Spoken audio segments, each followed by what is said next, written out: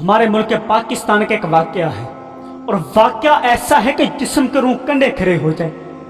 دو دوست تھے، ایک فوت ہو گیا۔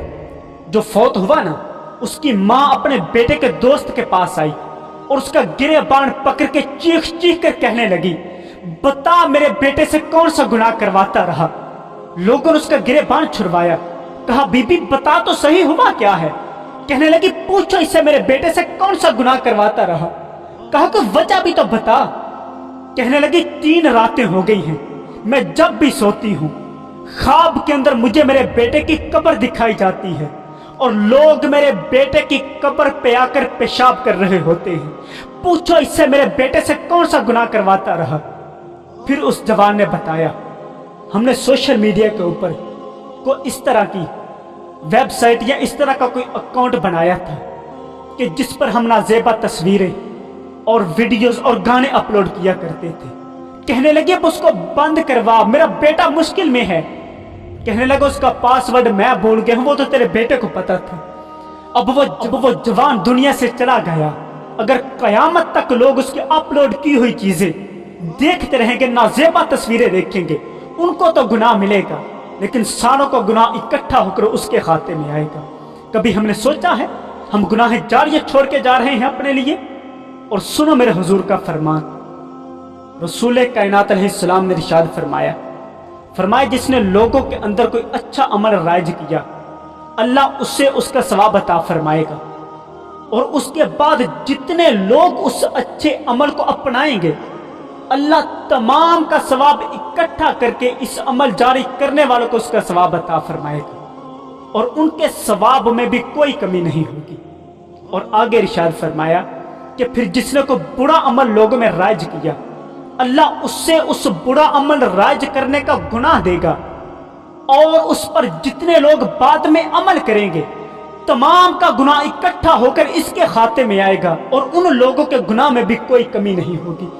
آج ہم اس بات پہ سوچیں، میں اٹھا کر کوئی سٹیٹس لگا دوں گا، نازیبا تصویر اپلوڈ کر دوں گا، کوئی گانا اپلوڈ کر دوں گا، لوگ سنتے رہیں گے، لوگ اس ویڈیو کو دیکھیں گے، اس تصویر کو دیکھیں گے، میں قبر میں چلا جاؤں گا، قیامت تک میری قبر کالی ہوتی رہے گی، اور یہی چیز قیامت والے دن میری پکڑ کا سبب بن سکتی ہے۔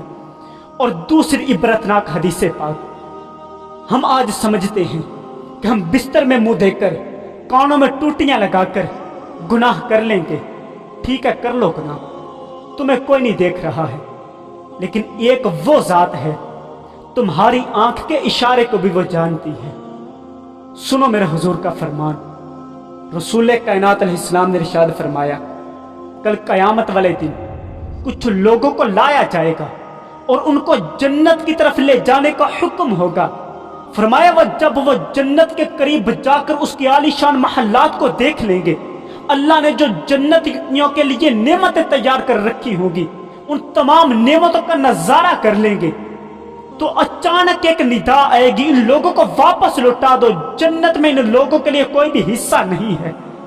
فرمایا وہ ایسی حسرت کے ساتھ لوٹیں گے کہ ایسی حسرت کے ساتھ کبھی کوئی نہیں لوٹا ہوگا۔ رب کی بارگاہ میں عرض کریں گے، مالک جو تو نے اپنے بندوں کے لیے ثواب تیار کر رکھا تھا، اگر ہمیں وہ ثواب دکھانے سے پہلے جہنم میں ڈال دیتا ہمارے لیے آسان تھا۔ اللہ رب العزت فرمائے گا، میں نے ارادہ تن ایسا کیا ہے، اور اس کی وجہ یہ ہے جب تم لوگوں کے سامنے ہوا کرتے تھے بڑے نیک بنا کرتے تھے، لوگوں کی عزت تو کیا کرتے تھے، لیکن میں رب کی عزت نہیں کیا کرتے تھے۔ لوگوں کے سامنے تم گناہ کرتے شرمایا کرتے تھے، لیکن تنہائی میں رہ کر گناہوں کے ساتھ میں رب کا مقابلہ کیا کرتے تھے۔ آج میں تمہیں اپنے عذاب کا مزہ چکھاؤں گا۔ جوانوں غور کرو، مر جانا ہے، ایک دن ہم نے دنیا سے چلے جانا ہے۔ میاں محمد بخش بولے، سکے رخ کدی ہرے نہیں ہوندے، انہاں ہریاں وی سک جانا، مرے بندے کدی کار نہیں ہوندے، انہاں جیندیاں وی مر جانا۔